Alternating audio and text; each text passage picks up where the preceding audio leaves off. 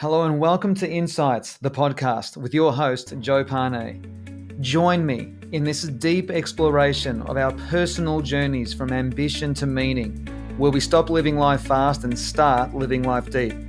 This is a journey of waking up and realizing that our lives have never been about us, but about others. True success leaves positive ripple effects on other souls. I believe that success needs to be redefined from our own personal ambitious endeavors to be redefined as the value that we leave and give to others around us. Join me now as we begin this journey to deeper connections, even more fulfillment, some fun, curiosity, life, love, and all good things. Your deeper journey from ambition to meaning starts right now.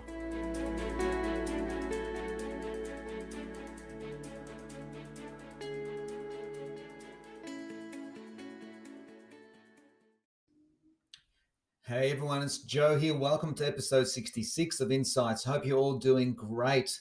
Looking forward to sharing some insights with you today. And I'm going to share with you an interesting conversation I actually had just this morning with my wife as we were walking around a local river. I'll get into that in a moment. Just some housekeeping if I could. The Emotional Fitness Hub, my closed private Facebook group, has been growing incredibly. It's only been open for available to people for about 5 weeks, and we're up to 1,200 members already. So if you have a Facebook account and you really resonate with the Insights podcast, perhaps consider coming along and joining me at the Emotional Fitness Hub on Facebook, where we've got a wonderful community building there of like-minded people. It's truly sensational. And also coming up very soon in October 21, 22 is the next free intro to EDIS training. So I know that a lot of coaches and consultants listening to this podcast. So if you're really curious about behavioral profiling, energetical profiling, even tapping into the emotional themes of people's situations by understanding behavioral profiling, the free intro is a Zoom training. It's free, obviously. October 21, 22, 10 a.m. to 6 p.m. day one and 10 a.m. till 1 p.m. on day two. So it's a day and a half's training. And then for those of you who then, really resonate with that message, you're welcome to go further down the rabbit hole and join me in the full accreditation training. So that's coming up October 21, 22. So that's the housekeeping done. So let's talk about what I want to share with you today. As I was walking with my wife, so right now, at the time of this recording, I'm not sure when you'll hear this recording between me recording it and you actually receiving it, because it depends on the timeline of all the releases of the episodes. I dare say it might be sometime around September 2021. But so next month, well, it's August right now as I'm speaking to you. So next month is September and we celebrate 25 years married. And I don't know where this came from, but I said to my wife this morning as we were walking, talking about the next phase of our life, which is happening pretty quickly in the next few weeks as we're planning our move from first time ever from Melbourne up to the Sunshine Coast. Fingers crossed we're able to do that. As of the time of this recording, New South Wales and Victoria are deep into another lockdown. So there are all kinds of restrictions going on. It is a bit difficult. But anyway, I said to my wife, Silvana, I said, "You are really healthy for me." And she just had this smile on her face. And I know what I meant by that. So I'll share with you what I mean by that. But what's your interpretation of that? If someone ever said to you, "You are really healthy for me," what's your interpretation? Because my interpretation is, I was listening to a Ram Dass podcast just literally a week ago or a few days ago. And Ram Dass says that what we do is we use the people around us to reinforce the model of the world that we have of ourselves. So in other words, we use people, that's poor language, but you know what, it's not use people in the traditional sense, but we perceive and judge people around us in order to reinforce who we think we are on a personality level. And I believe that when you've got someone in your life who is healthy for you, they challenge that. They don't challenge who you are, although that can happen, but they challenge the edges of your comfort zone. They challenge, they expose you to the potential of you doing something that otherwise, if that person wasn't in your life, you would not do. I hope I'm making some kind of sense here. So, for example, with this move up north, I mean, we've been living in Melbourne all of our lives in our current home, been here for 22 years. We love our home. We both love it. I certainly love it very much. Would I have moved up north or considered it if my wife hadn't started talking about it? Highly unlikely. Nothing to do, I mean, Noosa Hinterland is a beautiful, gorgeous part of the world. No doubt about that. But I wouldn't have thought of it. I wouldn't have thought about moving anywhere, let alone Noosa Hinterland.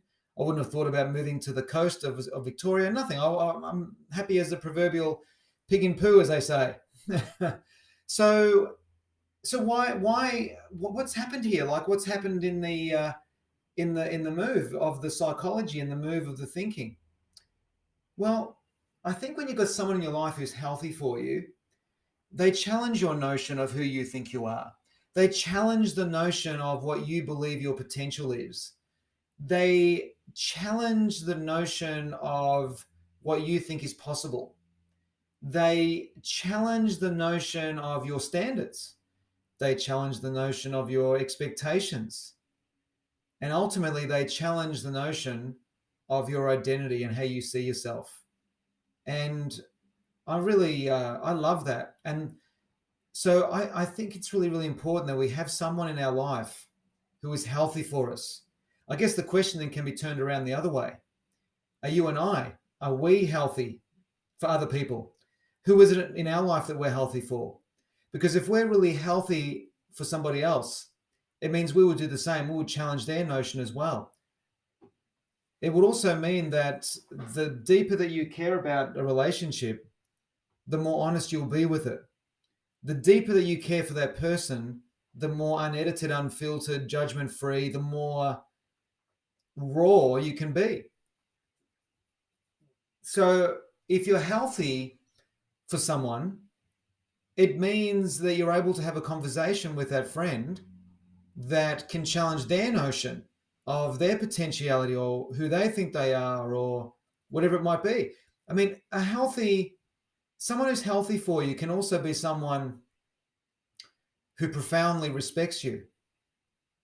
Your notion of, or your philosophy around some area of life might be completely different to yours, but there's a mutual profound respect. And I like that. I really dig that. I think that's healthy in terms of being healthy for each other.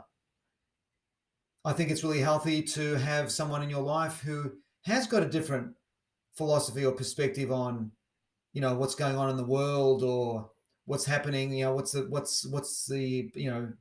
philosophy of schooling. They've got a different philosophy around schooling, or they might think differently about what marriage means, or they've got a different notion of in terms of, how they live. Maybe they're not as materialistic as you and me, or maybe they're more materialistic than you and me. Do you know what I mean? So it's like, I love that. And what's the point of having someone in your life who is not healthy for you? Like, all that's going to do is reinforce a model of yourself that's probably outdated. It might reinforce a model of you that doesn't even exist anymore. When someone doesn't challenge that notion of yourself, doesn't challenge that model of the world you have of yourself, it really can stunt your growth. It can really slow you down in your expansion of self. It can really interrupt the direct access that we all can have to spirit, to heart, to soul, to who we are. It's fascinating, isn't it?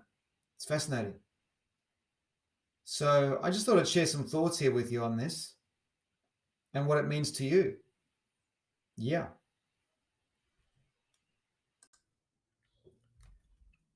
An additional thought I would love to add is this: when someone is healthy for us, they awaken aspects of us which would have otherwise remained dormant. Let's really think about this. They awaken aspects of us which remains dormant within us. In other words, they love these aspects of us into being. They love aspects of us into being which otherwise would be lost to the world forever. A relationship that is healthy for us amplifies our potential and magnifies our beauty, our light, and our darkness as well. Someone who is unhealthy for us does the opposite. They minimize us, prevent us from being on the path which births our potential to the world. If we were to be unhealthy for each other, we would be living in fear and in complete violation of our values. We would be continually looking for something outside of us to validate our esteem of ourselves. Another way of expressing what it means to be healthy for someone, for us to be healthy for someone, is that they help you to become fully self-expressed.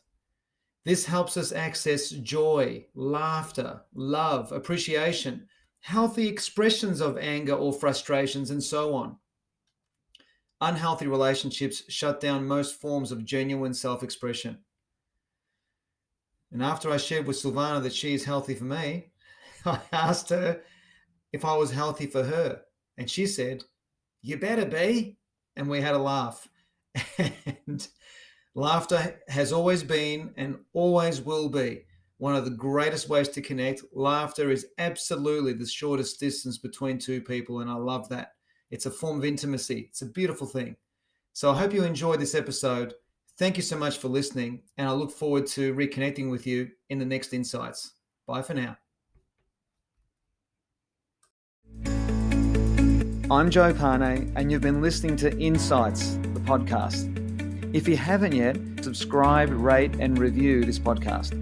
You can now follow my insights on Facebook and Instagram. Thank you so much for joining me, and I'm looking forward to being with you again very soon in the next episode of Insights, the podcast.